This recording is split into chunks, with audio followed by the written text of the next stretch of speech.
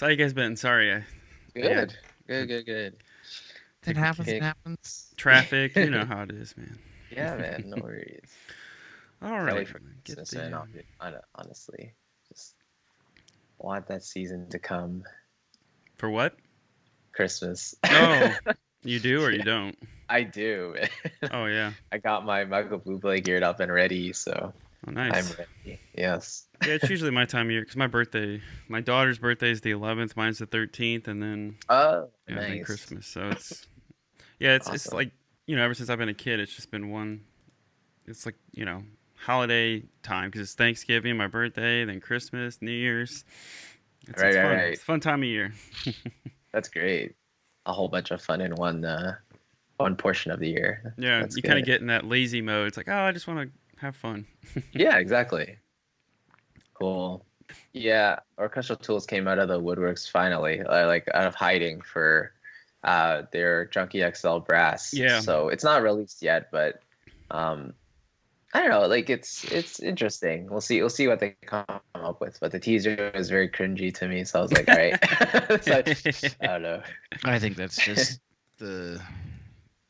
I don't think the junkie style works for just like having only brass all by itself. yeah. Mm, Um, yeah, I put in I don't think chat. it's. So I found somebody's Twitter. They're like, "Oh, so when can we expect John Williams brass?" right, I was like, "That's right. hilarious." I mean, whatever. It's Junkie. I mean, no foul to Junkie XL or whatever his name is today. Um, Tom Tom, Hulkenberg. yeah, Tom. Like the dude's got himself set. So like he's doing Yeah. what you need to do in this climate. So Hmm. he's really smart. So Oh like the yeah. YouTube thing, like nobody's doing that. He was like the Hmm. first kind of like like professional, real. I mean, whatever, AAA composer, I guess you want to call him or whatever, Sure. putting content out for free. I mean, that's insane. I actually Hmm. talked to oh crap, what's his name? Um, on Twitter, and he asked me. He's Trevor Morris. Um, Okay. he was asking me like. I responded to him on Twitter, and then he asked me something about like because he's trying to do the same thing, and I was like, yeah, just kind of like do a subscription. I just kind of gave him some kind of some hints and stuff, and so I thought that was pretty cool. Um, Nice. That's yeah, sweet. Oh man. but nothing like I mean, not like anything came out of it. Just like I just kind of gave him some advice. Yeah, for But being a sure. composer, man, that's kind of what you got to do now. Right. No, it's true. Yeah. Make You this got to connection do sweet. 15 Yeah. jobs and it's like none of them are writing music. Right. But Yeah. Let's see. Yeah, aside from that, I don't know what else has really been out. I mean, well, Black No, Friday actually, there sales. hasn't. Yeah, There hasn't been a lot. like I Alvin Gary mean, Black Friday. Yeah. a lot of Black Fridays. Yeah, we can talk about that. We could. What is the Spitfire one? We have to talk about Spitfire. I mean, it's just it's not a podcast without Spitfire. That's right. They did percussion. I can't talk this morning. Percussion Swarm. I think that came out right, and then they just released something else. Like yeah, Percussion Swarm. That's right. yeah, you see, you can't even I remember was gonna anymore. get that. I was gonna get it. Well, no, I just have been really super busy, so I haven't been able to buy anything. That's a good thing. Yeah. Eh, yeah. I mean, sometimes I find I've never, I know people say they do this, but I've never had the experience of buying something and then not using it. Like Yeah. Right. like sometimes I'll use it for something very specific, but like I read about people who are like, I bought that library and I used it like twice and I never used it again. I'm like, you're doing something wrong. Right. That's why I don't buy libraries, dude. Like Just I buy use it. Just when I use need it. it. If you don't, if you're mad that you're not using it, then use it. Don't post on VI Yeah. Control about it because you spent 15 minutes writing about how you don't use it. Me to use it. You could have Don't used need to it. use it. Right. Is it like shutter strings or something? Like Oh, Aperture. Aperture, that's yeah. it. It's like you have to Yeah. buy stuff in their Black Friday sale, which I probably will do because why not? And if you had original Albion 1, they released Epic Strings. I got it for free. But it's on sale.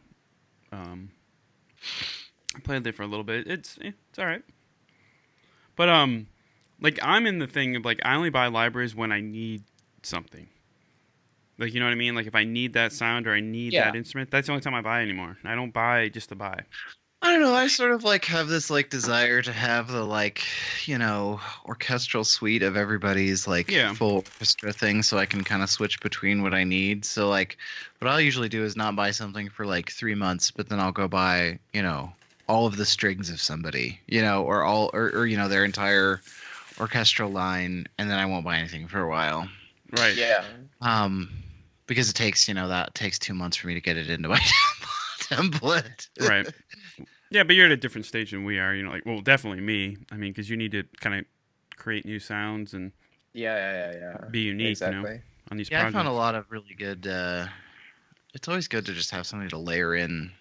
Yeah, definitely. Dude, like, output stuff, man. I love it. I have everything I Yeah. literally have everything they make. Dang. That's not hard. They they're don't cheap. make that much, and they sell a full bundle for Yeah. not very much. And it's pretty reasonable cost too. And for what Yeah. you get, it's like really cool. So definitely, if nobody's checked out Output, man, definitely check out. Like, I never heard about them until Curtis always talked about them. I was like, man, I'll try one of their stuff out. Because it's not right really now you can my. buy literally every instrument they make for $600. Yeah. And it's like not really the kind of thing I would gravitate towards. But then since after I started using it and trying to like experiment with it, because I was like, I got Omnisphere. I know it's we like, can talk about, or I Okay. know something I can talk about. Sure. Like since I got Omnisphere, it's like Omnisphere kind of does all that, but like there's just something cool about output stuff. It's very, I don't know. For me, I love it. It works for people like me, stuff that don't want to get down there and turn knobs. And No, all I that. think I think it's great. Well, I also like it because it's really easy to like just change the sound source or make a small tweak, and then you've got an entirely new patch that no one's ever made before. Yeah. Like you just start with Right. one of their presets and move, and like you do like 5 minutes of tweaking, and it's completely Yeah. different. It's very like hands on. Like you just do a slider basically, and like you can it's just very intuitive. So I think it's meant for like people like me and Curtis that don't like to Nice. go down in the hood and do all I that don't like stuff. to compose absolutely inside hate of that. Kontakt. Yes. That's what I don't like to do. So it's awesome. I also hate the like. VENTO, yeah. I also hate the like.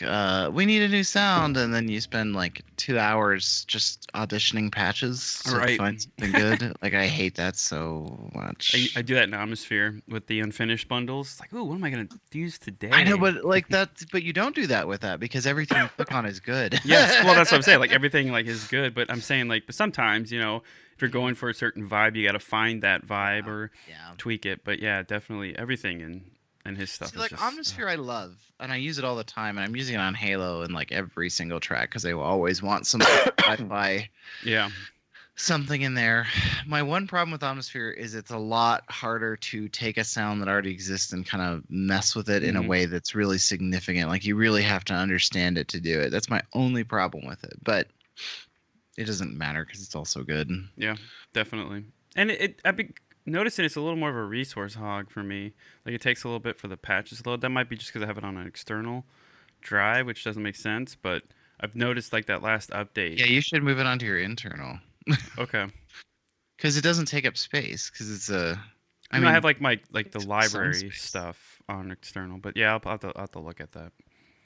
I don't know. I'm able to run BBCSO off their external drive that they sent me, and everyone seems to think that that's like the most resources, and I have yet to have it, choke on a like fairly old iMac. I mean, it's not like I run like a supercomputer here Right. yet. What do you think about it, by the way? How is it so far? BBCSO? I think it's very nice. I think it has a real concert sound.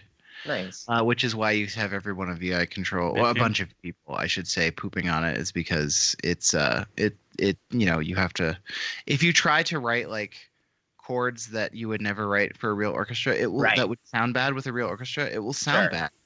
Right. Whereas some libraries will kind of fix that for you. Yeah. It doesn't fix it for you. Which It is also good. has this like really. This kind of more raw, like it doesn't sound like studio musicians. It's very obvious that they weren't using studio musicians. They're using like, concert musicians. Uh-huh. Yeah, I think it's fine. I mean, it's not without its little, problems. I mean, I think The stuff about the dynamic layers is overblown, but I mean, it's starting from a real place. I mean, you do kind of gotta baby it, but I mean, basically, if you just move both the expression and the mod wheel together, like you never run into that problem. But I Yeah. think people are used to just using mod wheel, and if you just use a mod wheel, yeah, you will get some rough dynamic layers, but that's not the Spitfire. Like, I don't know, that's like playing a piano being mad that it doesn't have good sustain to me. You know what I mean? Like, it's like an organ player switching to piano and be like, man, I hold down a note and it doesn't keep playing. Yeah. You know, it's like it's a different instrument. You have to like use it differently.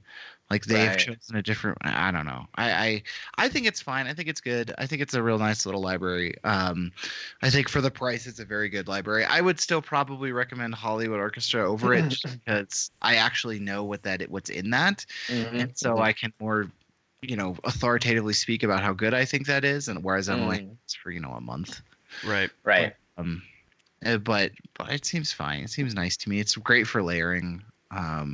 The winds are great. The brass is, it sounds like concert brass. Dude, it doesn't sound like Spitfire is never really that great with brass. I've noticed a lot of their stuff. I think they're just British with brass. Yeah, it's very British. Very different opinion about how brass should sound. Yes, I've noticed. Like if you listen to even like listen to British composers and listen to how they use brass, they don't use them in the same way that Americans do. Right. Specifically Americans. I know we're not all Americans. I know what you mean. But like this notion that brass needs to be this like wall of sound that like destroys the rest of the orchestra is not all like the British way. Right. It's very like their stuff is very British. Like whatever that means, like we just kind of know what that means. I mean, it'd be great rocking up Finzi or Elgar or Von Williams. Like it would sound lovely. Like very elegant, very good rocking up like Wagner, or. Like it wouldn't be German. As good. Well, yeah, the Germans also like to have their winds destroy all other parts of the orchestra sometimes, especially in the Romantic era. So I mean, it's a thing. It's you can maybe it's not your cup of tea and that's fine, but like like right.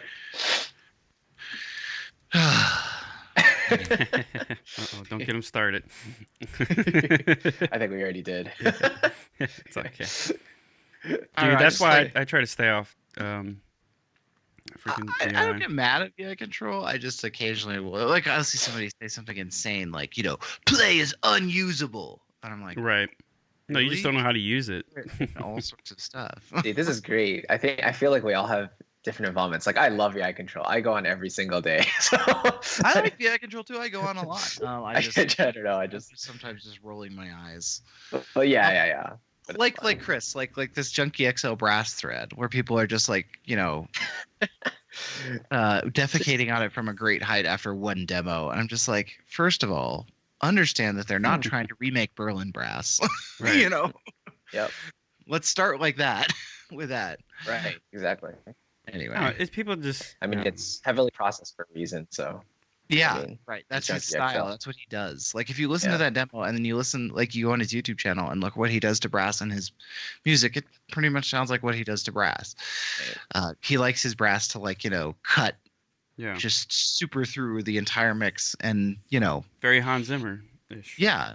Well, I would say he takes it even further than Hans Zimmer. I mean, he does some crazy stuff with brass in if you watch his YouTube channel, which I know you do, but and that's great. It's a cool way of thinking about it. It's like different. It's interesting. Look, I remember he comes from EDM, Yeah. So like that's his school of thought. But I mean, he kind of treats it like a saw pad. Right, but he is very trained though musically. Like you could just tell. He knows what he's doing, which is a sigh of relief because And it's not always my cup of tea, but I think he does good stuff. Like. But right, yeah, but he just comes from that background, and that you can tell that's his style, and there's nothing against it.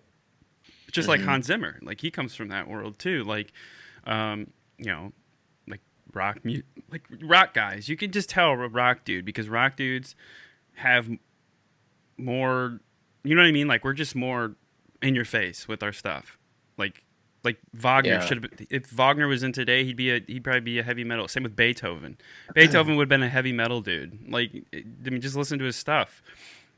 There's stuff right out there that's straight out of heavy metal. Like that's what I'm saying. Like some of that you can just tell. Like some people are just more aggressive, like me. That's why I gravitate towards more heavy, aggressive music. The thing about the British stuff we're talking about, it reminds me of a Pink Floyd lyric. It's from Time, from Dark Side of the Moon. Is hanging on in quiet desperation is the English way.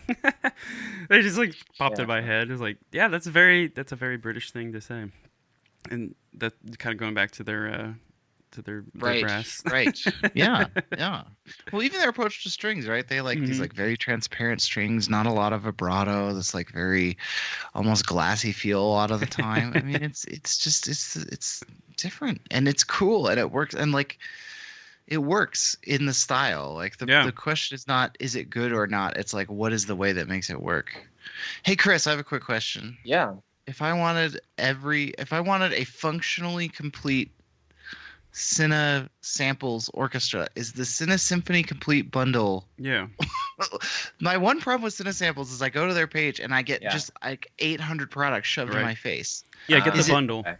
That's it? Okay, that will give me a full Yeah. working orchestra of their samples. Yeah. 'Cause I think they're my next like add this orchestra to the palette. Yeah, the Either complete them bundle. or orchestral tools. Dude, get it now, man. It's $1,500, $1,600. Yeah, get it now. It's just Yeah. $3,000. Yeah, get that bundle, the complete Cine Symphony complete bundle. Yep, that's it. Yeah, maybe next time I You'll get like paid, I'll pick Cinebrass. that up. No, I know. I keep meaning to get it, but Strings, the thing about strings is they're very aggressive, like very like kind of like pierce, like right, Chris, like more piercing, kind of sharp. I mean, it's not ideal for romantic legato, Right, no, but no, it's no. good. It's really known for its shorts. So in an action cue, you'll probably use it a lot. So Cinewinds, it depends. I don't use that. Yeah, I mean, but- it just depends if that's the library you need or you have, and that's all wins. I just like to have. yeah. I like to buy like I said, like I finally, the other, few months ago, I finally picked up all the Spitfire, whatever it's called, their air libraries, but I just wanted like their full thing, Yeah. like all the orchestral instruments all at once. I don't want to like pick through a million things. I think you'll like Cineperk. There's some really good ones in there. Yeah. And Cineharps, dude. Cineharps is freaking. Because my I go-to. have a whole nother one of those Dell servers just sitting around, and I need to justify its existence. Like so- Cineharps, man. Like that's my go-to harp. It's really good. Mhm. It is good, yeah. And Cineperk's really good too. So I think those are like the strong ones out of the library. But I mean, like I said, you might find something that we don't that works for what you write. Yeah, I kind of go back and forth between Cineharps and the OT harps because the OT harps are kind of better for more tinkling stuff. The Cineharps is good for a little more upfront stuff. So it kind of depends on what you need. More John Williams. Like, just think of John Williams. Like that's basically what Cinesamples is. Okay, For the most cool. part. Most Yeah. of their stuff sounds like That's good. John Williams. I would say that See, style. and this like is why I haven't bought Cine Samples or orchestral tools. Both sides, I feel like I go and it's just like Berlin think strings, for special bows, first chair, strings. Yeah. Just put your string library in one freaking string library. I'll pay you like $2,000 for it. That's fine. They But I used just to, want to buy didn't they? one product. Berlin Woodwinds, dude. I think you would love, Chris. Yeah, Like I think that because you like to write winds a lot. I like the way Berlin brass looks too. Mm-hmm. Right. So I like that ensemble thing where you put together an ensemble that looks really cool. But yeah. Anyway, and like I said, I need to give this other server a job. All right. Well, that was our intro for this episode. Yeah. There we go. That's All what's right. been going on in our world. But let's kick this one off. This is episode 16 of the Composing Made Simple podcast. So let's get on into it. Composing made simple. We talk about something new every show. Composing made simple. Grab a coffee, have a seat, and let's go. So for this episode, we're going to be talking about sample library players and what different options there are out there. So I thought we would kind of start off with some of the ones we're the most comfortable with. And in my case, Kontakt and Orchestral Tools CAPSULE system. So let me just get right into Kontakt. I mean, Kontakt is your basic native instruments sample player, and it works for most of the sample libraries out there today, especially orchestral. And it's kind of like the workhorse solution for most people. It has lots of different features you can use to make your own samples and tweak them to your liking. for me personally, I'm not the type of person to really tweak and do all that stuff. So I use Kontakt for its main I guess intended capability of just hosting these libraries in the system and then playing those samples out. If I want to tweak the samples myself, I'll probably do it in post-production once I've recorded them. Then I'll probably go in and tweak the sound and whatever afterwards. But the whole Kontakt MIDI editing capabilities and all that stuff, the audio is a little bit overwhelming for my case. So I just use it for what its basic intended purposes, and that's for playing samples. So for orchestral tools specifically, they have this system called CAPSULE, and it's pretty interesting. It's like their way of handling articulations, especially in their multi-patches where you have, all the different articulations laid out in one patch. So, they kind of have them all in a row, and then you have the option to apply like true legato to any long articulation. So let's say you have some like marcato and you want to play a melodic line with that, you can if you want to, and it automatically inserts, the transitions between each note. You can also morph between articulations using velocity. You can do it riding the mod wheel or whatever you want. So you just assign two different articulations, like for example, a string sustain and a string tremolo. And then when you ride up the mod wheel, you can kind of go from that basic sustain to having that tremolo swell in. So it's pretty cool, and you can do a lot of sound design with that as well. Now the downside to this system, although it being very useful, is that it is quite resource heavy, and orchestral tools libraries in general are known for being quite heavy and quite large in size as well. So when you purchase a product from them, you'll know that you're going for at least 100 gigabytes download probably every time. So their system itself, CAPSULE, is quite heavy, and if you have a weaker system, you might find your system crashing a little bit here and there. So just be aware of that. So some good alternatives for orchestral tools is their Inspire series, which is kind of like their lightweight versions of the Berlin and Metropolis Arc stuff. So it's kind of a good taster package, and I would definitely recommend those. If you want to get started in their ecosystem. So really good sound, quite light on resources. Those two libraries, the Inspire 1 and 2, and if you really like those, you can go into the main features in the full Berlin libraries, and those are a ton of fun to play with. But just be aware that it's quite resource heavy. So just so you know what you're getting into.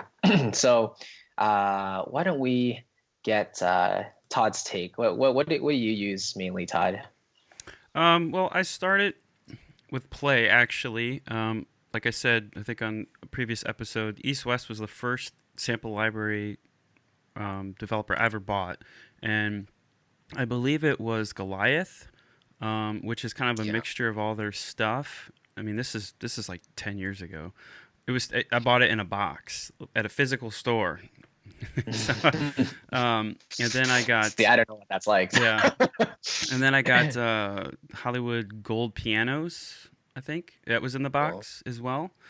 And then I got Complete 6 from Native Instruments.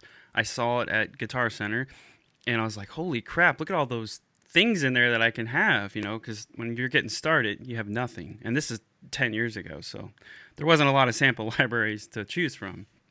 I don't even know I can't even remember if Logic even had instruments in there. Did they, Curtis? I can't remember back in Logic 9. Yeah, they would have had some. Basic it would have been stuff, all right? Synths. Yeah, it would have been mostly synths, maybe like some and they were cheesy. Terrible it wasn't that MIDI great. wavetable, stuff. It was horrible stuff, so it wasn't like it is today. So anyway, so I got that bundle, and that's how I got Kontakt, and that must have been like Kontakt, 3 maybe? I really can't remember. It's been so long.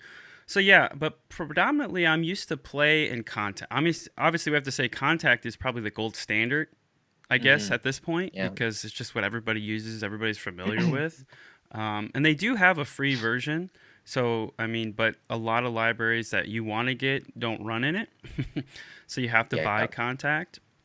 I would say the best way to get Kontakt is just cough up the money and get Complete, the Native Instrument Complete series, because you get so much stuff. I mean, like if you're just getting started, you cannot go wrong with Complete because they have delays, they have EQs. I mean, synths, freaking you name it. Now, I mean, it's insane what they have in there now compared to when I first got it.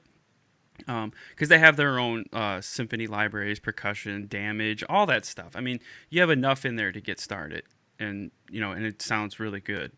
But yeah, so those are my first two. But I mean, I would say I'm just like you, Curtis, or Chris and Curtis. Like I'm not a tweaker, so I don't go under the hood of Kontakt. A composer friend of mine, Mike Worth, which I've had on my YouTube channel interview, and he's like a tweaker. Like he'll go into Kontakt and like EQ everything and make the library work for him, which is insane. Mm-hmm. Like I'm not one of those people, but that's what he does. So it doesn't matter what library he's using, he'll make it work for his composition or his whatever he's going for. So that's really cool. And the flexibility for that is amazing that you can do that in Kontakt, which I don't know if you can do in Play. Like Kontakt. You cannot usually. You cannot. I mean, that's one of the big things. Actually, I think that a lot of people bring up when you're comparing Kontakt to anything. Because I know very few other sampler engines that I know of, if any, allow the same amount of flexibility. It's one of Kontakt's really big selling point pluses. Yeah, is that you can you can go to the point where you can edit the scripts that are used to pull the samples off the drive, which is a level of control that's pretty insane. Yeah, I mean, if you're a tweaker, I would definitely go with Kontakt. I mean, it's a no-brainer. But I think we're in a new shift. I think things are shifting. That I think a lot of sample library developers are going to develop their own if they have the resources. They'll like Spitfire's doing it, like you said, Orchestral Tools is doing it, and everybody's going to start doing it. They're going to make their own player, which I think is a plus and a minus. The plus is they get to write their libraries and do what they want the way they see it, their visions. So if your vision lines up with theirs, you're in for a treat. If it doesn't line up, I think it's going to be a problem for a lot of people, which like Kontakt, they just give you all the tools and like, here you go, you do whatever you want, which is great if you're that kind of a person. So, like Spitfire, let's just say Spitfire, they're starting to move their libraries to their own player. I like it design-wise. Like I'm a minimalist. I'm a Mac guy. I love that style. I don't like a lot of buttons. I don't like a lot of crap. I like it to look clean and pretty, and that's why I like their stuff, because it's very simple and straightforward for the most part. We'll talk about the mic stuff later. When you have to scroll over and there's like 50,000 mics, you're just like, okay, this is whoa. But yeah, for me, that's what I like. I don't like busy stuff, because for me, that gives me too many options. And as a creative, too many options just makes me sit and go, and I don't do anything. So restrictions are good for me. But Curtis, go ahead. Yeah, I actually started my very first virtual instruments would have been when I was working in this will date me, in the MIDI lab. In college, I remember the computer music laboratory. Yes. Which to this day, you'll go to colleges and find the computer music laboratory. Go in and find some ancient, Mac running Mac OS 9, right? Anyway. But yeah, so actually, my very first. I was lucky in that they had an actual media composer on staff, so he had really gotten them to put together what at the time was a fairly expensive, fairly high-end virtual instrument thing. This would have been in 2005, 2004, around that time. So this was a while ago.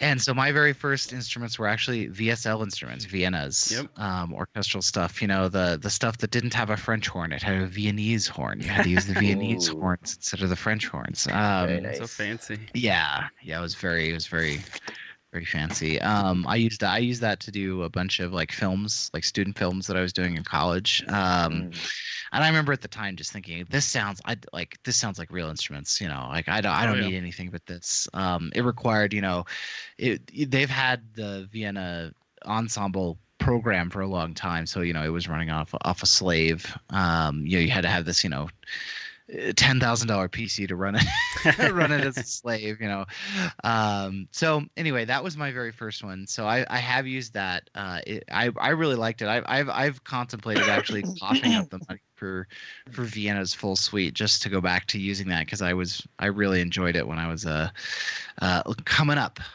in college. But primarily I once I got out of college and had to actually pay for stuff myself, I pretty quickly moved to some East-West stuff. So most of my experience is in play, which sort of is more along the lines of like from a philosophical perspective of more like a Spitfire player, where this is what you get. You get these samples, you get this player, you get these mic positions, and there's not a lot of customization in it. Pretty much since Play came out, there's been, rumors of Play Pro where you can actually go in and work with the scripting, and they keep, this keeps being like a persistent rumor, but we're on Play version 6 and it hasn't come out yet, so I'm not going to hold my breath for that. I think Play is an interesting engine. It definitely has its downsides. The loading times on Play are significantly longer than something like Kontakt that has, instant loading times. The upsides of it, I would say, are that for me, since probably Play, I've been using it since Play 3, I believe is what I started on. Since about Play 4, it's been extremely stable for me. It's definitely the most stable engine that I use. It does not crash as long as I give it enough resources, and a lot of the sample libraries that are released by East-West are pretty hefty in terms of system resources. As long as I give it enough compute power, I find I can it's one of the few things I can actually leave open, like say over a weekend, come back on Monday on like a sample server somewhere, and it works exactly the same way. I find that like something like Kontakt, I will often, depending on the manufacturer of the sample library, come back and there will be weird bugs that start to crop up after a while, which I don't necessarily think is Kontakt's fault. The thing about Kontakt is it's hard to talk about how good Kontakt is, because really how good Kontakt is how good whatever third-party library you're using in it is, and some are good and some are not. I think Kontakt's a great sampler. I think there's a reason why it's the market leader. It's extreme. The loading times are very fast. The system resources are used very efficiently for the most part. I think where Kontakt falls down, I think its UI is bad. I'm just going to say that I think that they really need to make it a little bit more resizable in particular. I mean, it's 2019. I should be able to make the text on your tiny little instrument a little bigger, stuff like that.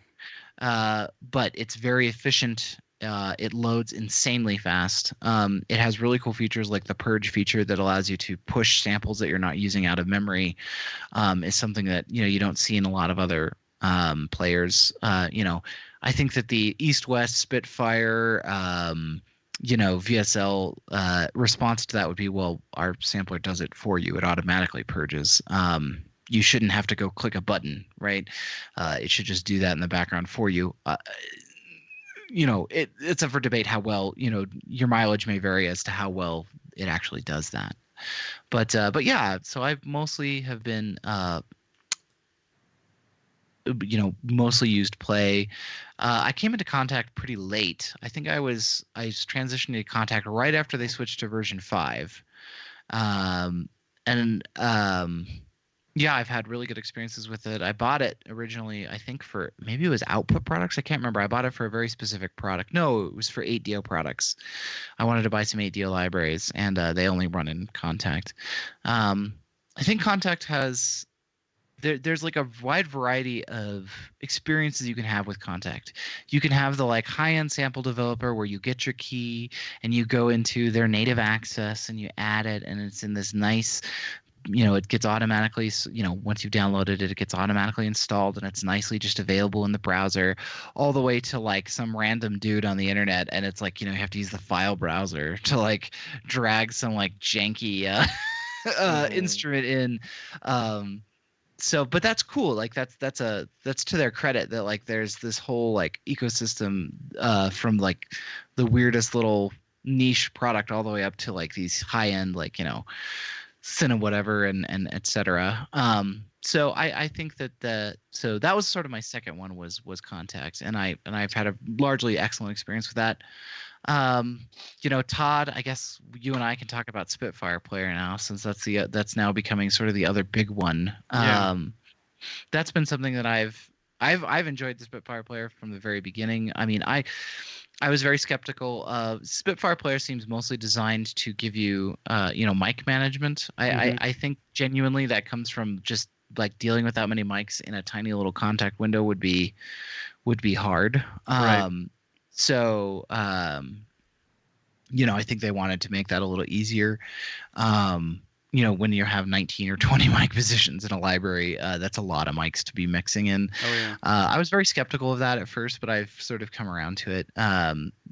Recently, one of the things I've been doing is let's like say you want to make a violin one patch, right? Like you can load up the legato first violins in, say, Hollywood strings, right? And you have three options. Your mid, close, tree. What I found you can do is say take the close mic from that, then go load up, maybe another string library, take its tree mic, maybe that's the one you want to be the main library that's shining through. That'll be the tree mic, and then load a third library and load up a little bit of its ambient mic or its outrigger mic, its far away mic. And you don't get that, people always say, you get that thing where, well, you're using 3 string sections, you're using like 100 violins. First of all, you would be mixing that kind of mic, from one library anyway, right? Like, so that's obviously doesn't sound like 100 violins. And by doing this, you get you can like blend together different libraries and get a really unique sound by just kind of using different mics from different libraries. And what you'll find is that you like like Spitfire, right? Like maybe you find that you really like that air sound, so you like the more ambient mics that are far away, right? Or maybe you like the close of Cine strings, right? Like maybe that's something you like, or maybe you like the close from Hollywood. And you sort of tend to use those from each one, and you can do this with all the instruments, the brass, the winds, everything. And it really gives you like the ability to shape the sound really uniquely. You can also go in, and what you can do is you can just take a high shelf and just like cut out a bunch of the EQ spectrum from one, and then cut out the opposite end of the EQ from another, and they'll blend together. It's really interesting things you can do. And for that you need to be able to like have a lot of mic options, right? And have a lot of options. And so like I've really come around, bringing it back to sort of the Spitfire Player, bringing it back to this notion of like more mics can be really good because it gives you a lot more options on shaping that sound and making something unique and making something that people haven't heard before, without you having to like go in and edit scripts, right? And like change the way that it's doing legato transitions. So in my opinion, that's really good. The Spitfire Player, I think, is it's only been out for a few years. I think since like 2016. I think it could use some optimization, but that's true of everything. Yeah. So yeah, I mean that's kind of a lot of the really, really big ones. Well, I think with Spitfire, their player, that gives them more flexibility to do what they want to do with their libraries, which they couldn't do with Kontakt. Kind of force people to use it the way they want you to use it. Like I said, like I always say, and I'm probably a broken record, they're Apple, man, of sample library developers. They want you to do what they want you to do. It's very, whatever you want to call that. They want to give you the experience. They're giving you the experience. You're not making your experience. Does that make sense? Kind of like Apple. Like when you use a Mac, you're using the Apple experience, what they provide you, and that's it. And that's why a lot of people get mad about that and like, well, that's why I like Windows. It's like, well, whatever. I don't, it does. I want that experience because I like the experience they give me. Like my stuff just works. About 95% of the time, my computer just works to let me do what I want to do on it. That means write music or work or whatever I want to do. It lets me do it, and I don't have to worry about drivers and all this crap. So anyway, I have a Windows machine too, and it's better. It's way better than it used to be. I will give it that. I do like Windows 10. Anyway, that's a different conversation for another day. So what are some other what are some other engines that are out there? Because I know some other people have. There is some other ones. There's some. I know we have on our list too that I guess OT. We could speculate about the upcoming OT thing. Like, what are they going to do? Like, what do you, like, Chris? You've used their libraries. Like, what do you feel like? Yeah. They would want to philosophically want to do with that. Right. So I mean, so the OT player in general, I mean, they did this like keynote last year, I think, or maybe it was earlier this year, and they said, yeah, we're going to have even smoother legato. You have the option to make your own mic mixes, um, and so you can have one certain mic mix and then download that as like a saved preset for your own work, basically, Very and cool. just use that, right? And so that's pretty cool, yeah. And then they have this a la carte option, which they're going for. And so you don't have to buy the whole library. You can buy like one single instrument and one single mic position from that instrument if you want to. I think that's the idea. Yeah. And that's what they want to start doing with this Junkie XL brass library, because it's basically 700 gigabytes narrowed down to about 350. So that's a good opportunity for them to try it out and see how the response is. Yeah. Yeah. So they just want to have like more flexibility with Yeah. what their player can do without having to just give you this wad of .nkis. Right. Exactly. Okay. Yeah. Cool. That's interesting. That's really interesting. I like the notion of I do think that all the engines right now, I don't think legato is done. No. Because after you use the library for a while, I feel like legato you start to notice little problems in it and stuff. So I'm interested to see what they're able to do in terms of like making it smoother, because oftentimes a legato transition will just be like, hi, hey, I'm the A4 to B4 legato transition. How's it going? I'm louder than both notes. What's going on? Yeah. Exactly. Yeah. So that's definitely There's not also UVI Falcon. UVI. Yeah, that's another one. I'm not really familiar with that one. I know that like they have like synths and stuff. There's a lot, man. There's so many engines, but I mean, what else? I'm looking up a list of them. Steinberg has Hollian 6. Even Logic has their own, sampler in there. Yeah, I mean that's just like ESX24, right? Or a lot of people use it though. It's not a bad sampler, but it's very limited in what it's able to do. Like I don't think it can actually do things like true legato and stuff because it's old. Yeah, Ableton has one. There's the audio modeling SWAM stuff. Yep, SWAM. They don't actually. That's not really a sampler, in the sense that it doesn't begin with a recorded sound. It's actually creating the sound, in a synth. It's essentially a very, very complex synth that's doing a lot of modeling of the sound, like based on real physics. Yeah. So that's the thing. I found those to be. I have a problem mixing them. We can talk about that later. But I found them. That's an interesting approach in terms of system resources, because you're not, streaming these multi-gigabyte samples off of a disk. It's literally creating them. I find it's you can run it on like an iPhone, right? Dude, or a toaster. Don't be about 5 years from now. I bet you most people will be composing from a phone. Or an iPad. I mean, it's getting there, dude. Like dolls are running on there. There's the point where their iPad Pros are starting to come in range of like desktop computers as far as power. So, which is insane. Like our idea of what we think of computing, like like our kids, like they're growing up in a different world. Like they have an iPad or they were using tablets. That's just like a thing for them. The whole mouse and keyboard thing, I think it will always be around, but I don't think it's going to be as predominant as what we do now.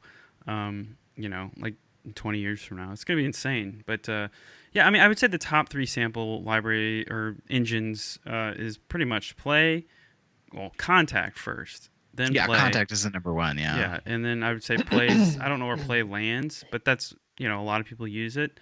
And then I would say probably Spitfire would be probably the next one, because they have labs and everything runs off their player in labs, and labs is free, and a lot of people use labs.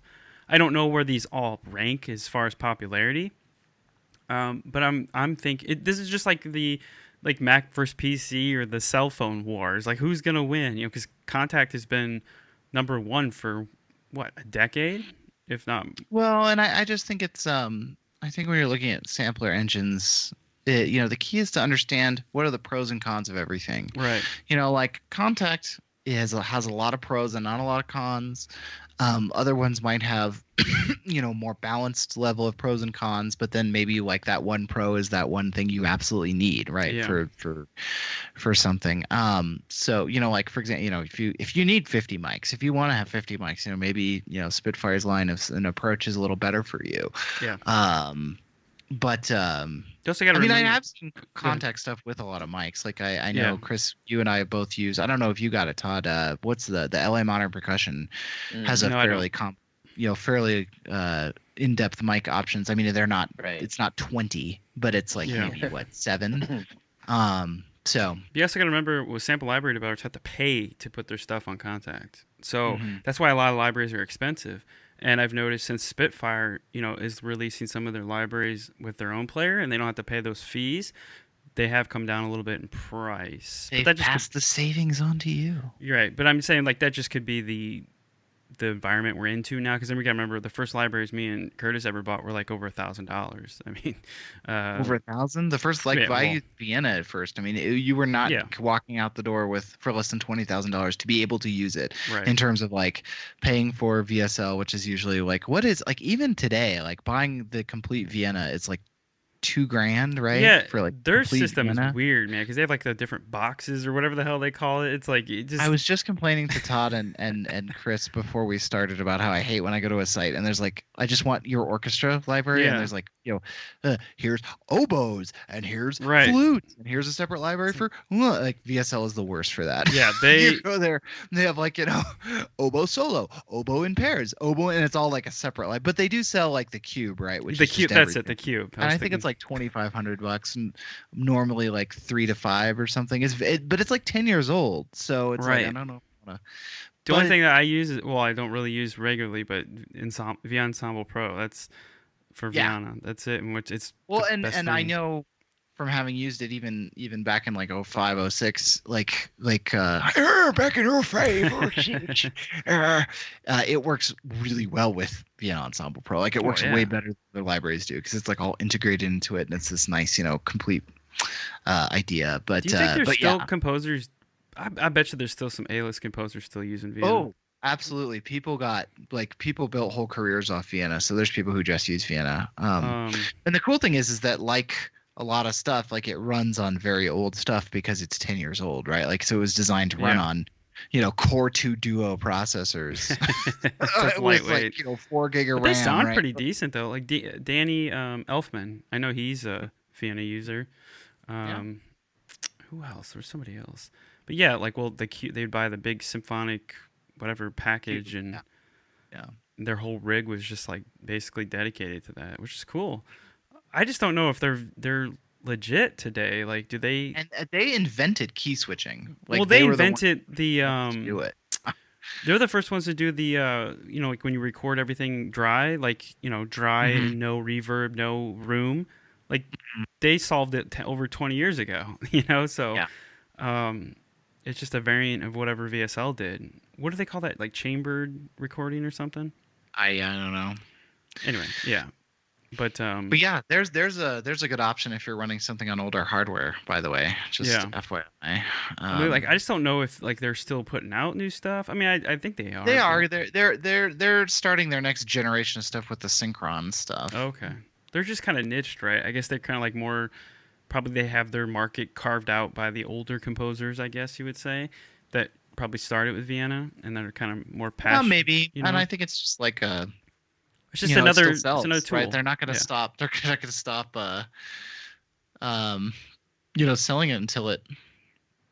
Yeah. Right. Until people don't want it anymore. So I kind Well, of. but when they sell it for $20,000, Jesus, they only need to sell like what 5 and Right. pretty much make their bank for the year. Yeah, Symphonic Cube is 1,999 euros Wow. But anyway, yeah. So that's pretty for a much 10-year-old library. So Do they have you know. their own library sample engine? Right? They have theirs. Yeah, Yeah. it runs in whatever their Vienna sampler is. Yeah, But like it I runs said, in like there. I just think Which that's is where a it's going. great- Yeah. It's a great engine. It's an awesome engine. I mean, again, it's 10 years old, Right. but it's a great engine. Well, it's matured, just like Play. Mhm. Play is matured. Same with Kontakt. These are matured, library or engines that they've developed, reiterated, worked out the bugs, and got them working. That they're pretty damn rock solid stable. And like I said, I just think it's going to be the bigger sample library companies that can afford it and can budget and that can create their own sample engine. They're going to do it. But I think your indie developers and like how it always is, they're still going to use Kontakt because it's readily available and doesn't cost them anything except license and stuff. So yeah, I just think this is just the trend. We're going to see more orchestral tools, Spitfire. I don't know if Cinesamples will develop their own. I don't know.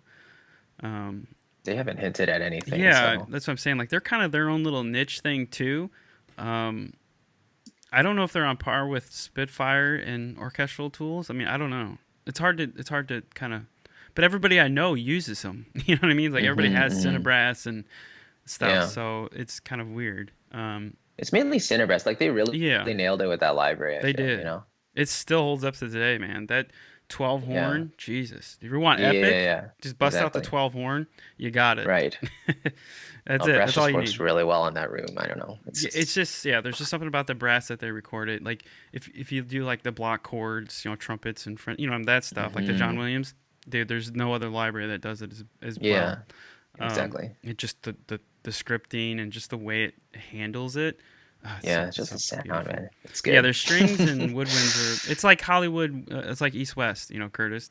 It's like the woodwinds in Hollywood orchestra is like just horrible. They're not as strong as Cinebrass. But there's Cinebrass Core and Pro. Core, like it is their core, and then Pro just has like other stuff sprinkled in, which is nice. I think 12 horns is in Pro. I think, yeah, if I remember correctly. Yeah. The 6, is it the 6? Is in 6 is in core. Core, yeah. And then there's also 2 horns in core, and there's 4 horns, I believe, in pro as well. Yeah. 4 and 12 in pro, and then 2 and 6 in core. So it's a good balance between both of them. But pro has those extra effects. The one thing I love about Cinebrass is they have their patches with like the whole brass section, and they do chords. Ensemble, those things are so awesome. Like if you want to sketch something out or use them as layering, like I do that all the time, dude. Just layer those chords because they sound so beautiful. They're orchestrated perfectly, and then layer on top. And that's a secret weapon. Yep. I do it all the time. And it's easy too because like it does the chords for you. So they have the left hand of the keyboard is major and the right is minor. So you can just sketch out like, well, that's how it's going to kind of sound like when I put my brass chords in. Just got to balance it. But all right, I did it. Right. Yeah. Oh, you bought it? Yeah. Live right on the podcast. But dude, that's a good deal though. I did the whole $1,600, dude. It's normally $3,000, so that's a you got the bundle? Nice. steal from Cinesamples. Black Friday. So yeah, it works with free Kontakt. I'm shocked. Yeah, they. Wow. Yeah, I think most of theirs do. That's what I'm saying. Like Cinesamples they're like one companies I love and one of the ones I got started with. I bought all their libraries. Like was like the first company I really dove into outside of East West. Like the first company when I first started getting into this in like 2015 was Spitfire, but at the time they had the original Albion 1, which I got right before they upgraded to Albion 1, not the one that we have now. They've done it 3 times. They've like redone Albion 1 like 2 or 3 times.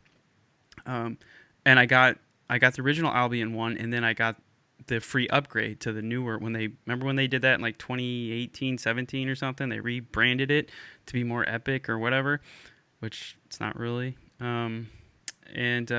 So I love Spitfire because I love what they were about. And then, obviously, I gravitated more towards Cinesamples because I saw Michael Patty. He has his YouTube channel, and he did all the tutorials for all their libraries, and we talk about them. I was like, dude, you're the only company that's like really giving in-depth tutorials on how to use your libraries, which is amazing. Right.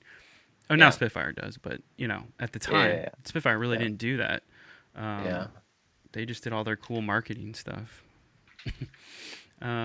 Anyway, I mean, Orchestral Duels unfortunately doesn't do this very well either. Like they give you general walkthroughs and stuff of the library of what's included, but you don't really get it's true, like best tips for whatever library or anything. I think they just rely on the community, because they know people are going to do it anyway. Yeah, like me, content creators, which is great, but it's great to get it from the horse's mouth because they know how it's programmed.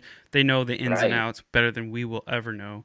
So that's why I always And like. especially OT doesn't have a manual, by the way. Like they don't Right. have manuals; they just have articulation lists. Who reads So- manuals? I don't. I think that's not cool.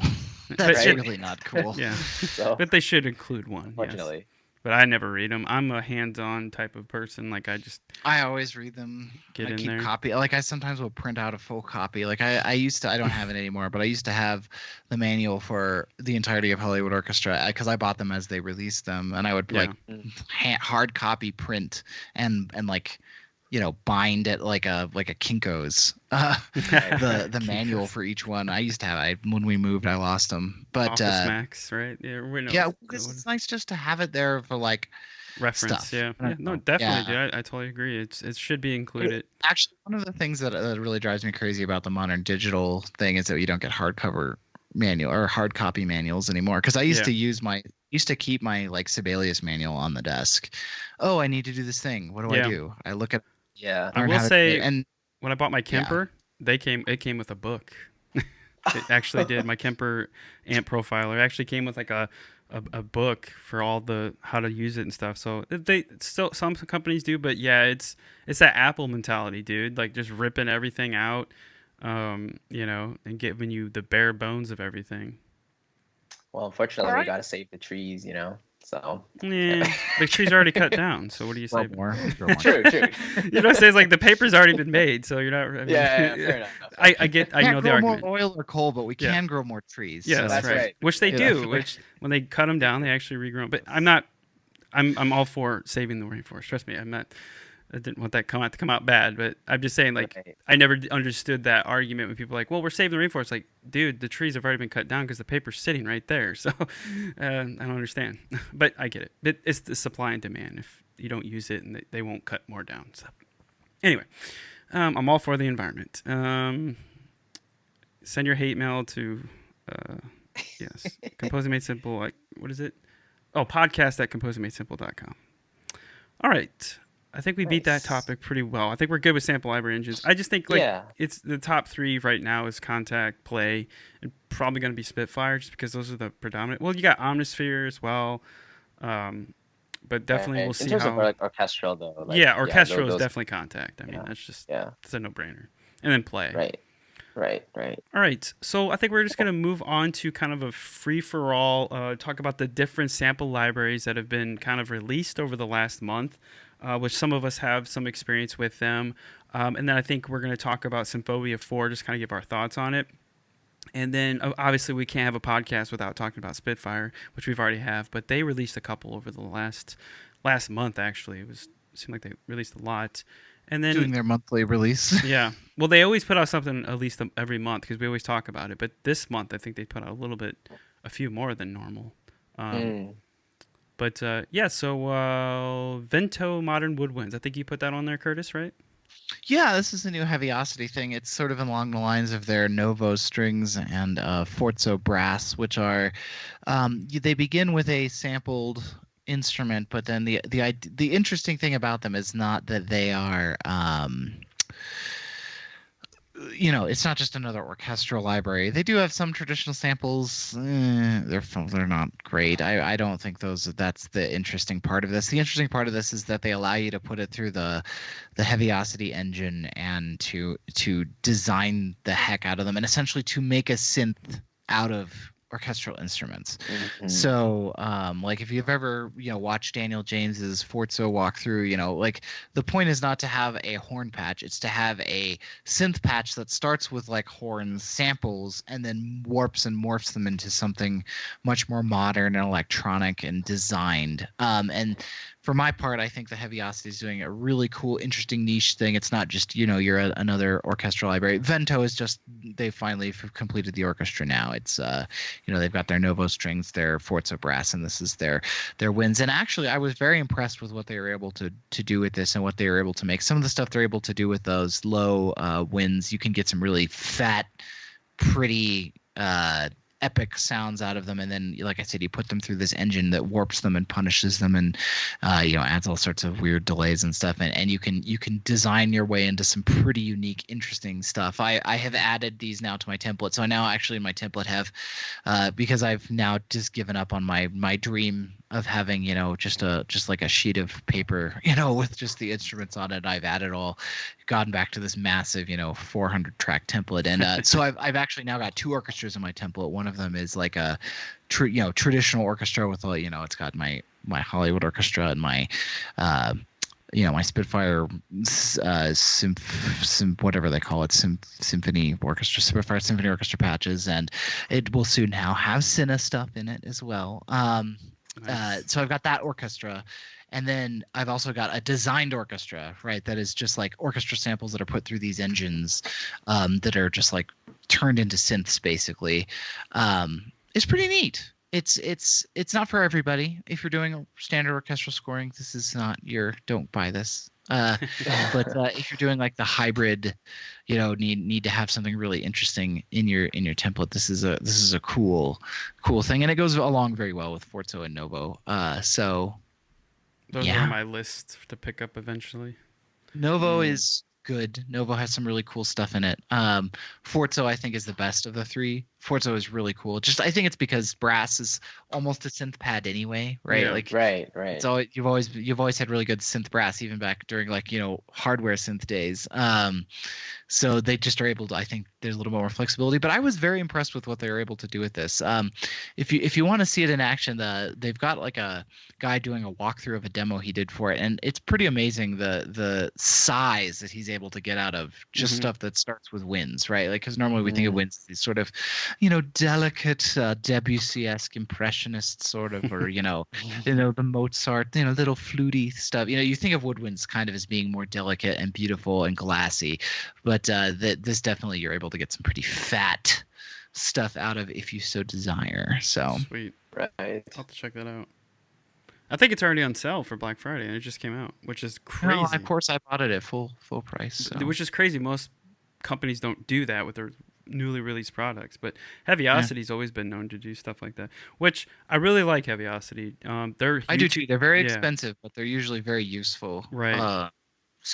And their YouTube channel is great too. They have I think one of their co-founders does tracks. I forgot the name that he calls it, but he'll do a style of like do an adventure piece or whatever, and he'll use all Heaviosity stuff, and you can see the power of of the stuff in action, and their libraries they hold up, man. They definitely go. Yeah, they definitely go for the more modern. Yeah, well, of course. Sound. Yeah, I mean that's not a criticism. It's just informing people like the hybrid that's stuff. Your jam. Yeah, they're awesome. If that's not your jam, which I think useful. Which is what we do. I mean, most people do now is that hybrid stuff. I mean, obviously there's a niche for the older stuff that we grew up on, Curtis, but what would you say, like 95% of the work out there now is hybrid?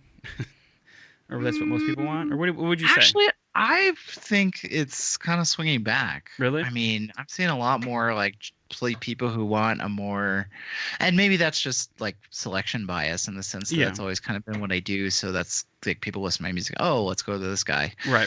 For that. But understandable.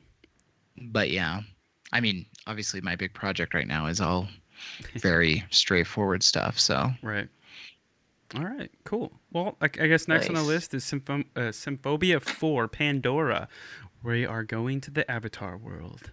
So I think we all had kind of some thoughts on this. For me, right off the bat, it looks just like kind of a, what would you call it? Like a loops library. You know what I mean? I don't know. I need to look at the page again because it's been a while since I looked at it. But my initial impression is what they're doing. Really? You know what I mean? They make it sound like it's this cool thing, but I don't think is there any playable patches? I think it's all kind of, I mean, I could be wrong. Well, the main feature, the standout feature they're advertising here is the adaptable sync thing, right? So, Right. I mean, yes, they are recorded loose, but they're time stretched in a way that doesn't sound terrible when you have to Right. stretch it over like That's a one good bar qualifier. Yeah. That doesn't versus- sound terrible. There you go. That should be their One bar. slogan for the library. Okay, Symphobia sorry, 4 I didn't mean to Pandora. say it like that, but like It you know what doesn't I'm sound saying. I'm terrible. looking forward to seeing you on the box art. Doesn't sound So terrible. terrible. Chris. But for what they're No. dude, for what they're charging though, Yeah. come on, man. Yeah. Like Like I six, could see maybe 200 or something, you know. like it's Yes. it's a transition and effects library. It's like, okay, hold down a key. Like that's what it sounds like. But yeah, the adaptive sync. But I don't. I haven't played with it. You know, I'm not. So I can't speak to it. But just from the reading and everything, it's just like it's an effects library. And that's what a lot of people said. I mean, I see the sound design stuff, which is cool. So you could probably take all their loops, all their stuff, and then, you know, kind of like what you do in Omnisphere and, you know, do cool stuff with it. That's great. It's just, when I saw the price tag, I was like, whoa. Yeah, I mean, but you know, it's classified under the Symphobia series, so you know it's going to Yeah. have that price attached to it. But it unfortunately doesn't seem to follow that Symphobia like theme, right? Yeah. Well, Pandora, Or Avatar, I guess. Yeah. Well, I guess yeah. But I don't I don't know. know. But like I said, I can't. I don't own any Project Sam stuff. Like I don't have any Symphobias. But I know that they were like the gold standard back in the day. Like a lot. I mean, to this day, people are still using them. Like you'll find them in, you know, TV and stuff if you need something quick, man, because it sounds Yeah. really good. So that's what I'm saying. Like yeah, like you said, it doesn't sound terrible. That should be the slogan. Mm-hmm. You know, you're getting a well recorded product. But just from what well, I guess their theme is action, sci-fi, and horror. That's kind of the Yeah. realm Yeah. for this That library, makes I sense. guess. Yeah. I don't know. Yeah, here's it is. It lets you summon cinematic risers, forbidden falls, earth-shattering crescendos with unmatched ease and flexibility. That's it. Is there any just instruments? Is there pulses. anything in there? I like I'm saying, when I read that, I'm just like, and you're charging almost $700 for this? Uh-huh. Whoa, dude! Like, yeah. So that's where I was a little off put. Like, I guess the only thing, because I'm looking at everything, the instruments, combos, big builder, Bram, burst, cluster. I mean, you can get this stuff from Daniel James's library, and they're really good. And they're really cheap. Like, they're pretty decent. Even Omnisphere has this stuff. I mean, you can create your own. But anyway, that was just my thought. I just thought it was a little weird. And I know a lot of people complain on VI about this too, the price. But maybe I'm wrong. I don't know. Like I said, send your hate mail to podcast@composingmadesimple.com. But I mean, Curtis, you just kind of. I've never used the Symphobia anything, so Yeah, me either. I'm super not into it. I mean, I'm just looking at their page. Yeah, transitions and effects. I mean, the pulse thing looks cool. I always like a pulse engine. Yeah, I mean, it looks. I mean, I guess when I compare it to like something like if it's as good as like what's the output pulse engine? Signal. Yeah, Signal. You know, if the pulses are like Signal, you know, it looks like kind of like a mix between maybe like a Signal and a what's the word I'm searching for? Like maybe an 8DO hybrid tools and maybe a little bit of heaviosity stuff like that. Right. That kind of looks like a mix of all those things. Mhm. And if it's as good as those things, $600, that's probably pretty reasonable. But But dude, Signal is $200. well, it's $200 now. It's $149. Yeah, for Black. But I'm just saying. But dude, think about that though. It wasn't $200 when they released it. I don't think. No, I think it's always been $199. I don't know. But I'm just saying, like, that's what I'm saying. The difference here is like, dude, you can go to Output, man. All their libraries are damn decently priced. They're like $200, and you get really good stuff. Movement's amazing. Signal is awesome. That's the ones I have, and I use. Yeah, all no, the I'm time. not. I'm not saying it's like Analog strings. No, I'm just saying, but $700, dude. That's a lot of money. There better be some good stuff in there. I'm just saying, I haven't played with the library, so we could be totally off base. But just from the sounds of it sounds similar to what you're saying, Curtis. And I'm just saying, that's a lot of money. It, yeah, I mean, I don't know. I don't know enough about it to. Yeah. I'm reacting purely to the section on their website that says adaptive sync, sound or pulsing, risers. I don't know what It says combos pre-recorded are. crescendo and rolls sound great, but they have it. So basically, Yeah, yeah, risers are always kind of prereq. yeah, Though I mean they're always one shots. So if it's like guaranteed that it's always going to be a measure, right. I don't know. This looks like I don't know. you can sync it to downbeat, beat, seconds, quantize to the next beat. So basically, it's gonna stretch it, kind of like Action Strikes, or not Action Strikes. What's the one that's in Kontakt? They have like their riser library. Rise and hit. Yeah, rise and hit. So it's like that, I guess, which kind of does the same thing. But yeah, I don't know. Yeah, that's just a thing. Yeah, no, I get where you're coming from. Depending on what it is, Yeah. I don't know enough about it. That's what I'm saying. Like, I don't either. I haven't used it, but I'm just saying in today's climate, dude, where you can go to Output and get a freaking pretty damn good libraries the same as that for $200, and some other ones that are out there. Like I said, Daniel James has his own libraries. What are they called? And Daniel James's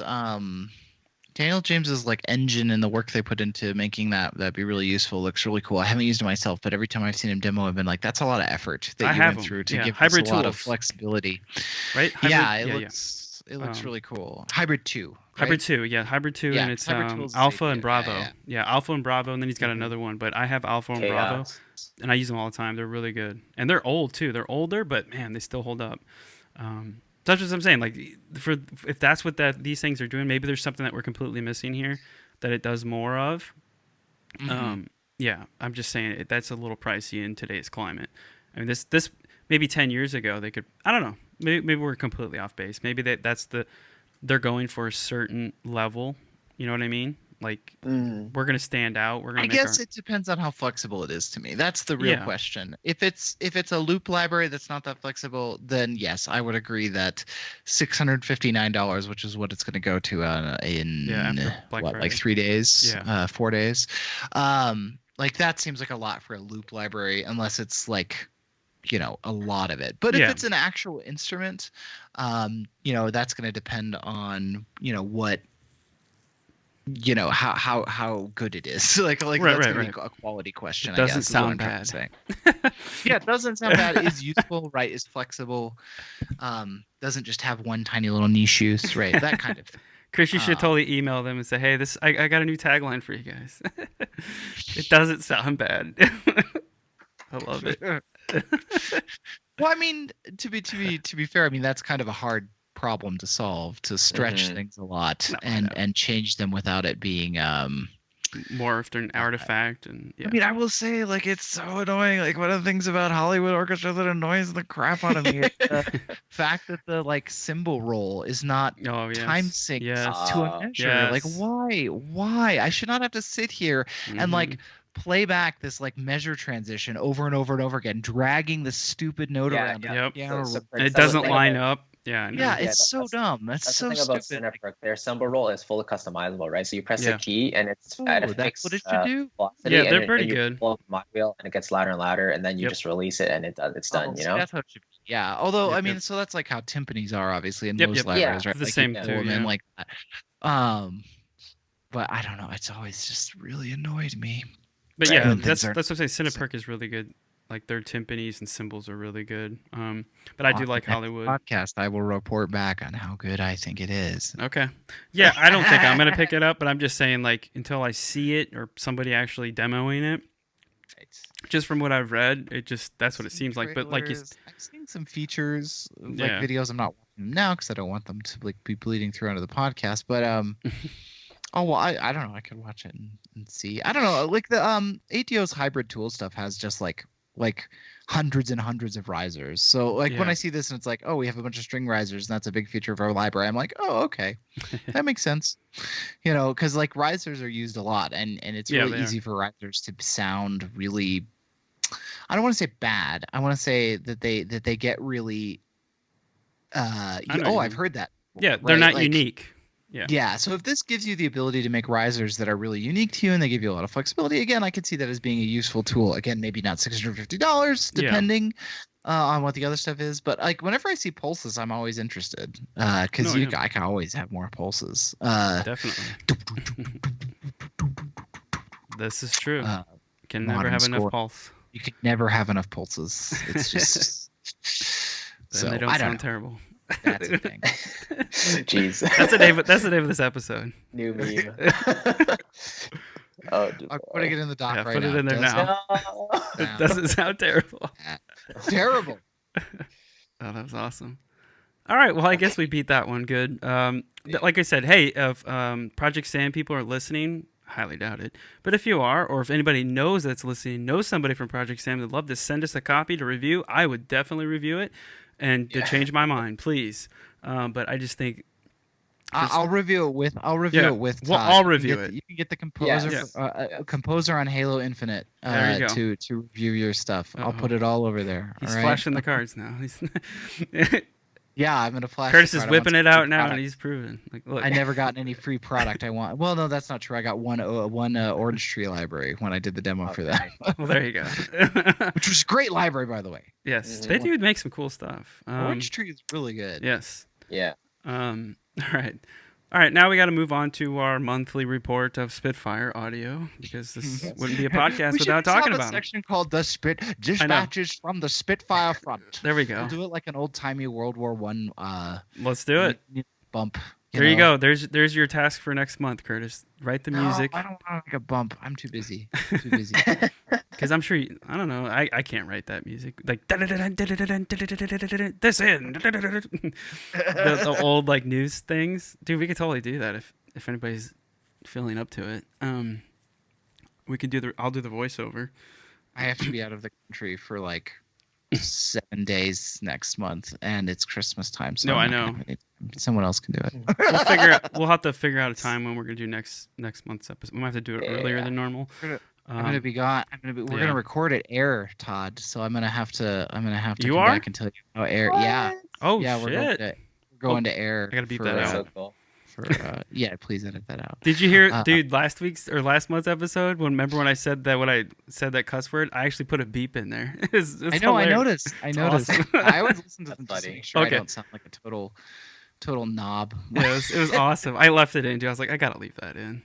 I was like, it's so I good. figured you were gonna get this transition out of there since we're just like. No, dude, I'm leaving this raw, man. Like that's the way we got to do it.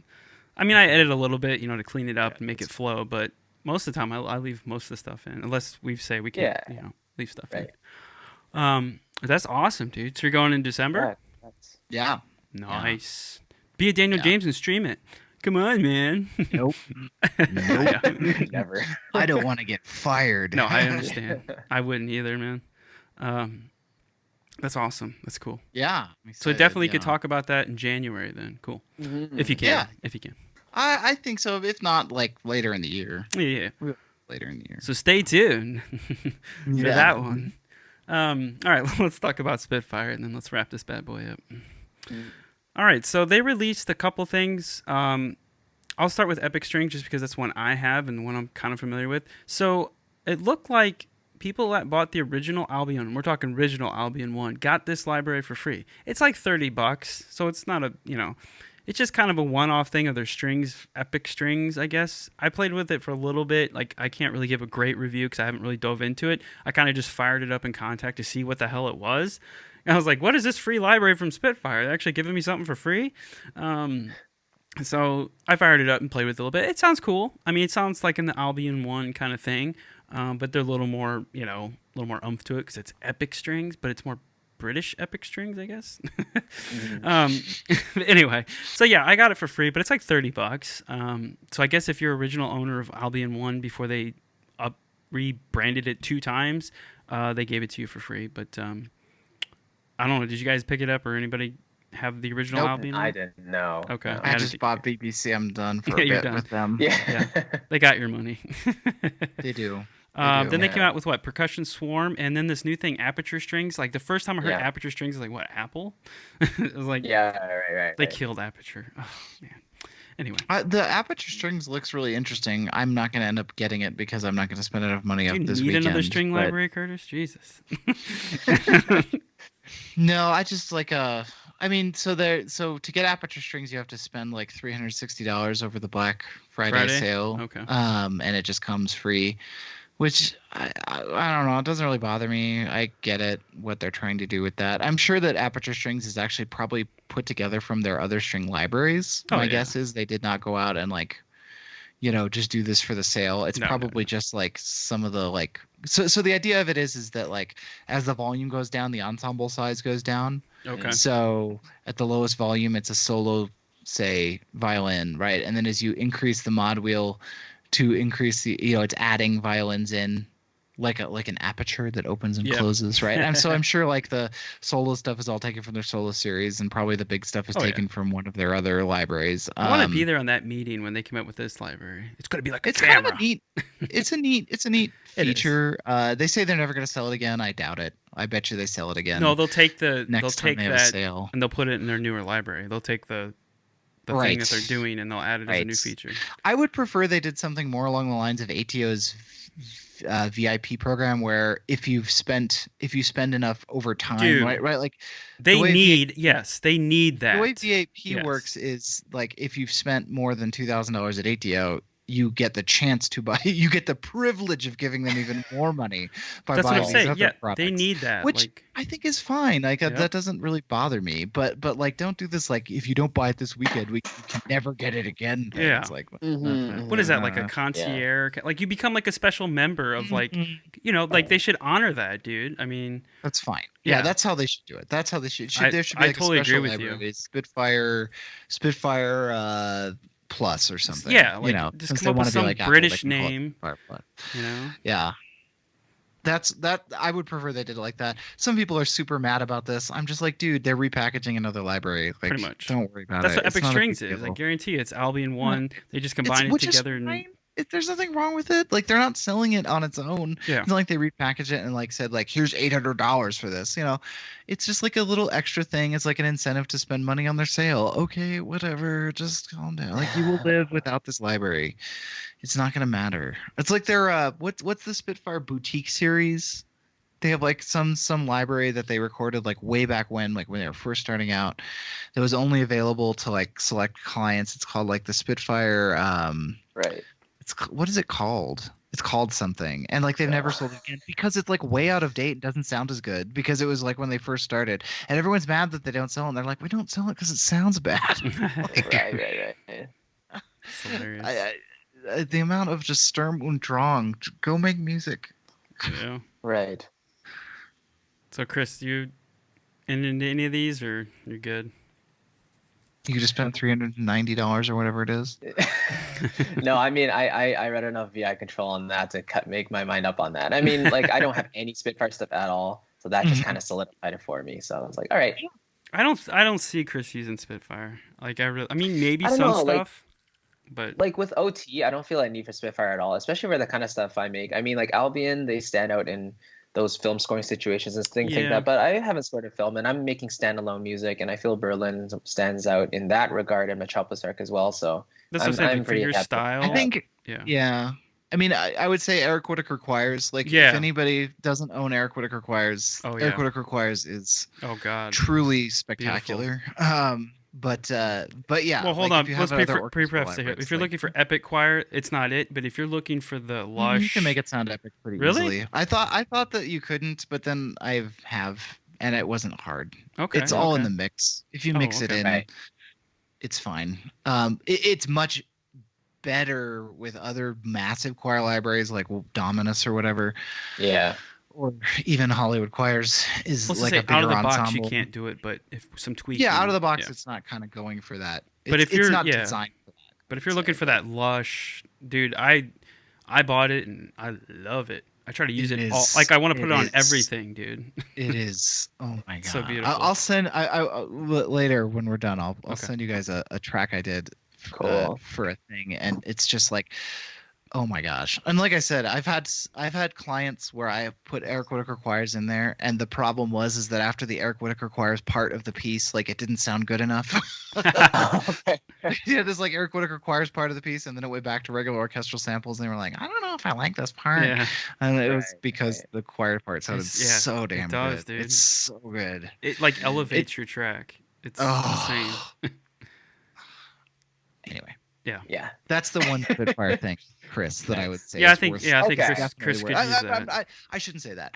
All their stuff is very good. Right. For right, you right. who already have a very nice library of other stuff, I don't think It you doesn't need sound that terrible, orchestral Chris. stuff. Yeah, I mean, in terms of choirs, I have the libraries included with Metropolis Arc and Time Micro and Macro as well. So it serves my needs more than enough. So Yeah. no, but it's good. It's good having that on the radar for sure. So. Yeah, but I don't see. I mean, I guess you would do some choir-y stuff, but And again, if I did, I'd probably use the arcs included. yeah. Well, that's the thing. Right. You don't need Albion, dude, because you have Metropolis Arc. Those blow Right. Albion right out of the water. I mean, for what they're designed to do. Contextually, I mean, it's different, but like for the stuff I'm doing, I probably will stick with that. Yeah. No, I mean, would just say it's an apples to oranges comparison. Yeah. Like you can't really say one's better than the other because it's just like yes, it I depends, can. right? I have a podcast. Damn it. You can. Yeah. I can't. It doesn't sound I mean, terrible. do the arcs have like separated section legatos? They do. Well, I mean, it depends on like what you're Could looking you for. build but- an SATB choir with separated legatos? Oh, I see. Let me think. No, they have male and female choir. Okay. So Yeah, that's how it's Hollywood not- choirs is too. There's yeah, just like a yeah. male section and a female section. Right. But you can't So in that's a Erica nice thing. Whitaker. That is a nice thing about Eric Whitacre choirs is that they have a soprano section and alto Right. Well, section. naturally, as a choir library, you should have that, right? Yes. Right. right. Yeah. Yeah, It's part of a it's large package. It's a but- beautiful library. I was skeptical buying it, but like I said, watching Curtis use it when he first got it, and I watched a couple of his live streams, I was like, I love the sound of it. I'll give it a shot. And I bought it, and I was like, whoa.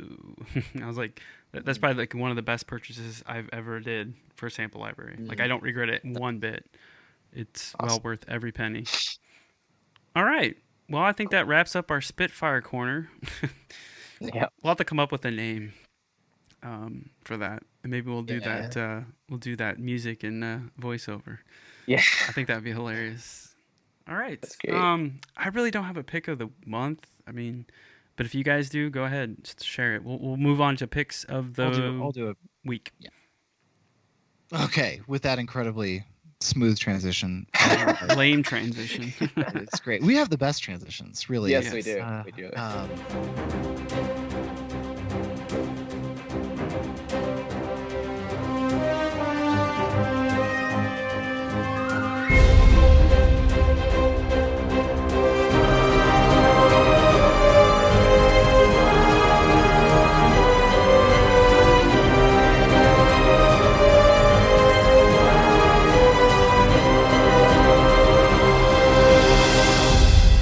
So my pick of the month is an oldie, but one that I still see people don't have, and I don't understand how people still don't have this, and that is the Sonnox Oxford Inflator, which is a processing plugin. It's an effects plugin that you can put on.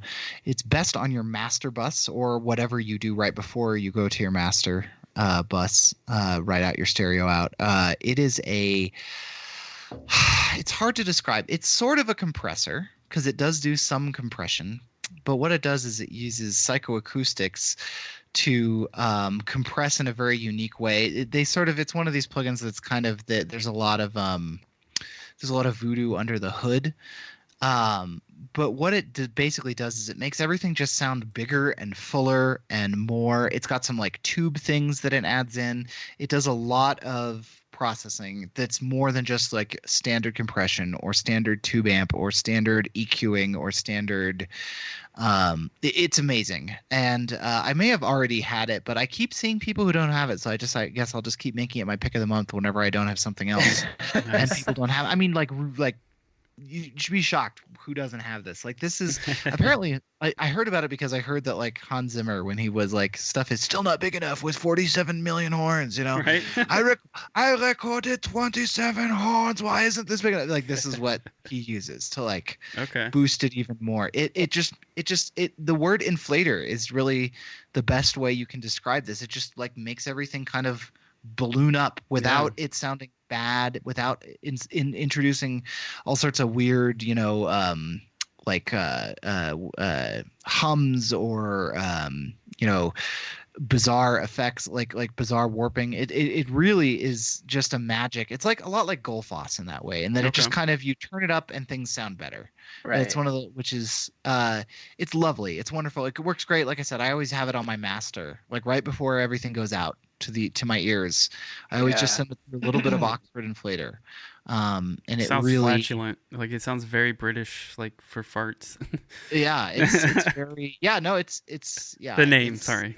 Yeah, no. It's really interesting. Yeah, it also, like, you can take stuff. It's weird. You can take it, almost has like a declipping component, because you can actually input into it at clip and not clip coming out, and still be louder. That's cool.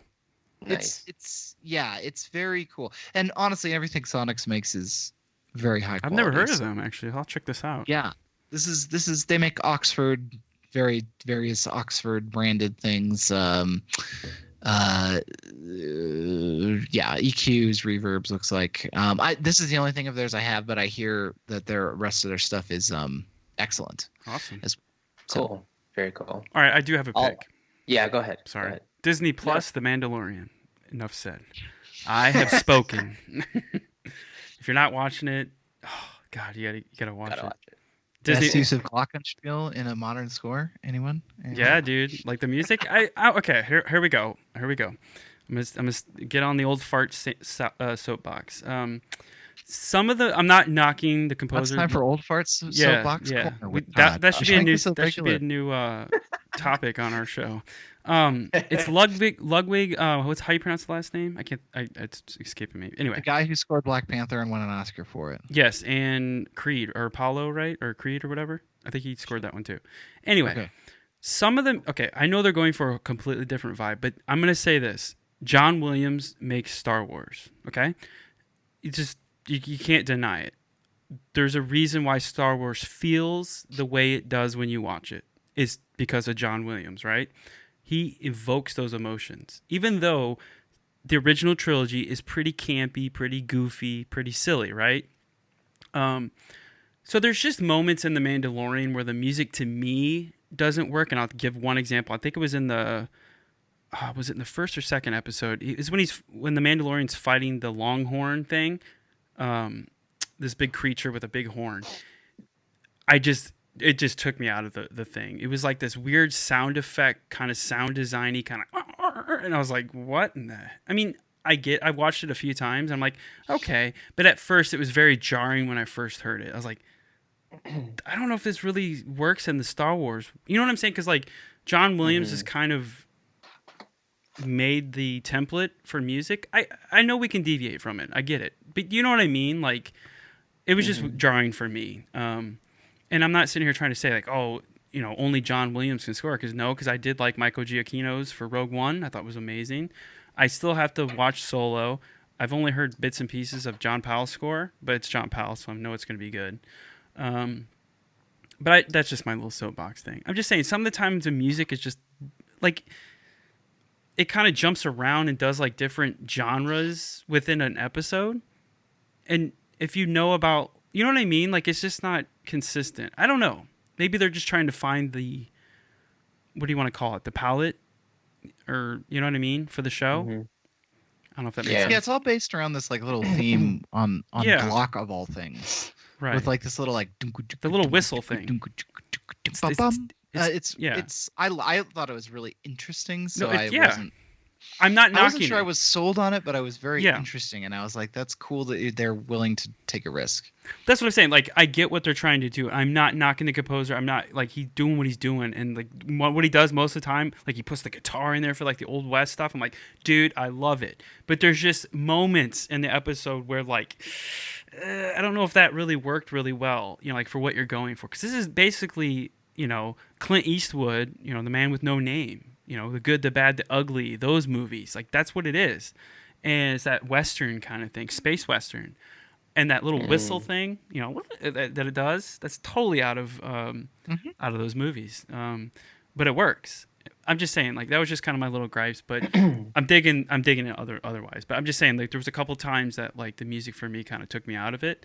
And I understand John Williams is very hard to compete with, but I get that this is different from those movies. So they're trying new stuff, which is. Trust me, I am in. This is what I've wanted from Disney Star Wars from day one. New and interesting stories in the world that I'm familiar with. I love it. Anyway, all right, go ahead, Chris. Sorry. Cool. Yeah, so I'll go back to an old one. Well, relatively old compared to last year, but it's the Glory Days Big Band Horns from Orchestral Tools. So I'm shouting this out because I'm currently working on a mock-up for a Christmas medley that I'm doing for big band, and I'm gonna have my the band that was in my high school perform it. So it's like new kids now, but it brings us some good memories. And I was talking with my high school teacher about this, and some asking her for some resources, and she's like, "Oh, just write something for us." And I was like, "Oh, that's cool." So I was working on this mock-up using this library, and I think it sounds pretty good. The trombones I'm having a little trouble with getting those to sound good. I think it's just samples. All trombone samples are awful. I don't know why. It's hard. I don't know. Every library has terrible trombones. Every single one. And can you imagine with jazz? It's even harder. So. Oh my God. Yeah. And yeah. So anyway. I'm assuming there are saxes in here, right? Saxes and trumpets. Are they good? Yeah. Are they good saxes? Yep. Are they I like flexible them. saxes, or are they just good for that genre? Like what other genre would you be thinking? So like I'm always looking for saxes. I would love to have a template that's a wind band for like full concert band. And sometimes like, and so when you go look for sax libraries, like they're always jazz, driven. Is that like kind of the Yeah, I think if you're going for a concert band, it's okay. There's nothing wrong with that. I'm always looking for like something that can do like beautiful concert legato with saxes, because samples might not be the one. I think sensual sax remember might be a good option for legato. Okay. Is it have an ensemble, or is it just one? Sensual sax is solo. Okay. Okay. Sorry, I don't mean to make this into. No, not at all. I'm totally there with you, because I was looking for sax too, because like to do like more in a rock context, like they do that. Right. To find some, it's difficult because they're jazz oriented, or like you said. Yeah. But yeah, sensual sax might do it, but it's kind of really kind of specific, Right. for that sound. But Well, anyway. I guess it's made for that kind of sultry, sensual slow. stuff like that. That's Right, like right. the Kenny G kind of. I'm looking more for like Eric Whitacre's October style. Here's what you do: band writing. Get black hole reverb and just throw it on that bad boy. There you go. Drown it in reverb, man. I'm sorry, Chris, to interrupt your. No. I please said all continue. I wanted to say. So. By the way, everyone should watch his videos on these things. It's really interesting to see this coming together. So Appreciate it. just a note. But yeah, cool. I got Batwaffle in the Discord just said orchestral tools sign player coming December 16th. You have to sign up. Yep, I just saw they posted their like introducing their player. So You're hearing it first, guess folks. it's happened. Breaking news when you get your podcast 5 days from now. I'll try to get it up tomorrow. Yeah. So right before Thanksgiving, so they should be hearing this. Nice. Right Yeah, at on their plane flights. Yeah, Yes. home from Thanksgiving. Nice. But If you're flying home or driving home for Thanksgiving Yeah. while listening to this, be safe. with that said, I hope everybody out there in the Composing Made Simple community has a great holiday weekend, Thanksgiving, Black Friday. Stay safe, visit family, get away from the computer, go be a human, go live life. Todd, no, Gain some Todd. experience It's Black Friday weekend. Go spend all the Yes. money you have. on sale. Run up your credit cards. Do Yes. it all. No. Argue with your uncle. Yeah, about only politics. no. Have a lovely weekend. Don't Yes, buy any everybody. sample libraries unless you need them. Yes. But don't feel bad for buying them if you do. And then Yes. we'll be back in December. Hopefully, we'll get our episode out way before Christmas because, as we heard, everybody's pretty much busy. So we'll try to get out there. If we could just get something simple out, just to get something out. Maybe we'll do a year in review like we did last year. Just to, speak on that. But other than that, though, everybody, thank you for listening. As always, you can contact all of us. If you want to send emails, if you have a question or something you want, we would love for you guys to tweet at us. We do have a Composing Made Simple Twitter. I think it's Made Composing, at Made Composing. And then we have Instagram and all that. But if you don't like those platforms, you can email us at podcast@composingmadesimple.com. We would love to hear feedback from our audience. I know we have at least 100 people listening every month, so we love that. But we want to open it up more for the community. Like, we want to know what you guys want us to talk about. I mean, obviously we have our things that we like to talk about, but we definitely would like to hear from you. Also, we've talked about it. We just don't know how we're going to do it, is doing this more in a live context, live streaming, so where we can actually get the community together and ask us questions during the show. I think that would make the show way better. Obviously we'll have a show segment, that we want to talk about, but then we'd open it up for Q&A at the end of the episode. I think that would be amazing if we could do that. We just need to work out logistics, timing, basically, when it will work for all of us. Yeah. But, we appreciate it, and I can't believe this year is coming to a close already. We've been doing this for a year. I forgot to say, in like August or whatever, that was our year anniversary. It's insane to think about that, where we started. But anyway, we just wanted to say thank you to everybody, and since it's Thanksgiving, we're thankful for all of you that listen. Like I said, we've been averaging about 100 every month now, a little over 100, which is amazing, and we haven't really promoted this that much. I mean, in all honesty, so it's kind of been organic growth. And also, if you want to join us in the Discord channel, there's a link on our website to get there, and you can talk to me, Curtis, Chris, and a whole bunch of other great people in there. We have a wide variety of people in there now. Like, we have an influx of people coming in all the time, which is really great. There's been some people joining recently that are very active. It's been great to see them all. Because I don't always have time to be in there, but man, I go in there and there's like a million new messages. I know. It's great. Yeah, it's great. So shout out to everybody that's joined recently, and we have a thing in there for the podcast, so like when it goes live, like you could just get it right there. But we have a whole bunch of stuff, and I just added a new thing. If you're a gamer, me and Curtis used to do this a while ago. Before he became big, we used to play some games. But I'm gonna put a game. You see how many games I play? I see when I get on Steam. You know that I just like dump my life into Destiny. Like, yes, I'm like an addict, like a crack addict. We'll find some games. But anyway, like, I'd love to like build that out and like get the community together and start playing some games that are eventually. But it's just one of those things. Like, once you start doing it, then other people will kind of do it. Right, that's right. Yeah. So, but anyway, we just added that and kind of some sports topics. But gaming, I've seen a lot of people talk in the gaming channel, which is cool. So, but anyway, this is a long ending. But like we said, we just wanted to say thanks for everybody that's listening, and we really appreciate it.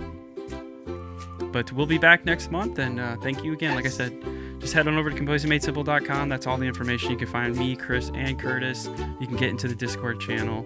And like I said, you can email us at podcast@composingmadesimple.com. Thanks, everybody. We'll see you on the next one.